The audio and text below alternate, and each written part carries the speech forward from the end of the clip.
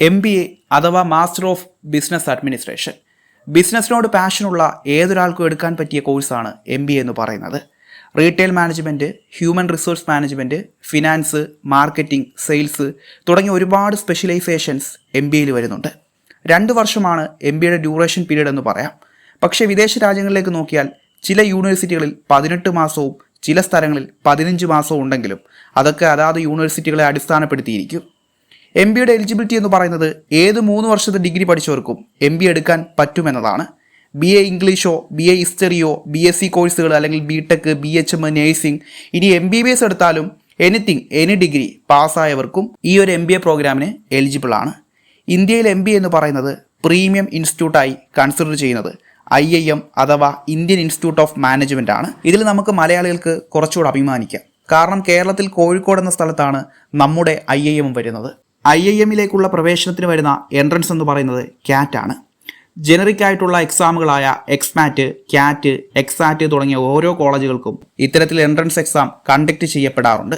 Logical reasoning, verbal reasoning, English, aptitude test തുടങ്ങിയ ഒരേ type ചോദ്യങ്ങളാണ് ഈ പരീക്ഷകൾക്കെല്ലാം വരാറുള്ളത്.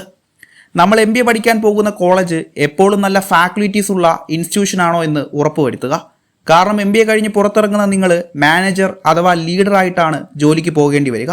അപ്പോൾ നിങ്ങൾക്കുണ്ടാകുന്ന ലീഡർഷിപ്പ് സ്കില്ലിനെ പോളിഷ് ചെയ്തെടുക്കാൻ കഴിയുന്ന ഫാക്കൽറ്റീസ് നിങ്ങൾ തിരഞ്ഞെടുക്കുന്ന ഇൻസ്റ്റിറ്റ്യൂട്ടിലുണ്ടോ എന്ന് ഉറപ്പുവരുത്തണം. ഇഷ്ടംപോലെ വെബിനാർ, സെമിനാർ, വർക്ക്ഷോപ്പ്, പ്രസൻറ്റേഷൻ നടത്തുന്ന സ്പേസുകളും നിങ്ങൾക്കൊരു സെൽഫ് എക്സ്പോഷർ കിട്ടുന്ന തരത്തിലുള്ള നിങ്ങളുടെ കോളേജിൽ തന്നെ ഓർഗനൈസ് ചെയ്യുന്ന ഇവൻറ്റുകൾ അഥവാ ആർട്സ്, സ്പോർട്സ് മേഖലയിലൊക്കെ തന്നെ പ്രസൻറ്റ് ചെയ്യാനുള്ള സ്കില്ല് മാക്സിമം നിങ്ങൾ പ്രയോജനപ്പെടുത്തണം. ബാംഗ്ലൂർ, കർണാടക, തമിഴ്നാട്, കേരളത്തിലൊക്കെ ഒരുപാട് കോളേജുകൾ ഉണ്ടെങ്കിലും എവിടെയാണ് MBA പഠിക്കേണ്ടതെന്ന് നല്ലതെന്ന് നമ്മൾ തിരിച്ചറിയണം. പഠിക്കാനുള്ള താല്പര്യം കുറവാണെങ്കിൽ എത്ര നല്ല സ്ഥാപനം തിരഞ്ഞെടുത്താലും നമുക്കൊരു പ്രയോജനവുമില്ല എന്ന് മനസ്സിലാക്കുക. ഉദാഹരണമായി ഒരു കൺസ്ട്രക്ഷൻ മേഖലയിലേക്ക് MBA പഠിച്ച ഒരാൾ മാനേജർ പൊസിഷനിലേക്ക് വരുമ്പോൾ സാധാരണ ഡിഗ്രിയേക്കാൾ BTech സിവിൽ പ്ലസ് MBA പഠിച്ചവർക്കായിരിക്കും എപ്പോഴും പരിഗണന കൂടുതൽ. അപ്പോൾ നിങ്ങളുടെ ഫ്യൂച്ചർ ഫേം അതല്ലെങ്കിൽ വർക്ക് ചെയ്യാൻ ഉദ്ദേശിക്കുന്ന മേഖല അതിനെപ്പറ്റി എപ്പോഴും മനസ്സിലാക്കണം. അപ്പോൾ MBA master of business administration അഥവാ MBA കോഴ്സിന് നിങ്ങൾ കേരളത്തിലോ തമിഴ്നാട്, കർണാടക ഭാഗത്തേക്ക് അഡ്മിഷൻ നോക്കുന്നുണ്ടെങ്കിൽ ഉറപ്പായിട്ടും എൻ്റെ ഈ നമ്പറിൽ കോൺടാക്റ്റ് ചെയ്യാം. ഇത് എൻ്റെ വാട്സ്ആപ്പ് നമ്പറാണ് 8072701806.